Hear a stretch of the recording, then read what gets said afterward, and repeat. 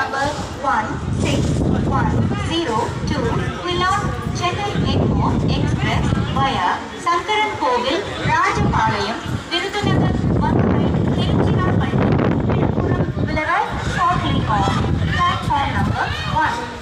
यात्रिकर कृपया ध्यान दें, गाड़ी संख्या A6A02 will on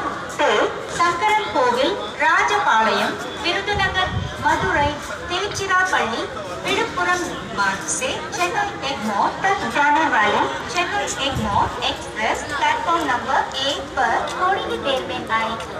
பயணிகள் கவனத்திற்கு வண்டி எண் 1610 புலான் சென்னை எக்மோர் எக்ஸ்பிரஸ் சங்கரன் கோவில், ராஜபாளையம், விருதுநகர், மதுரை, திருச்சிராப்பள்ளி, விழுப்புரம் நடைமேடை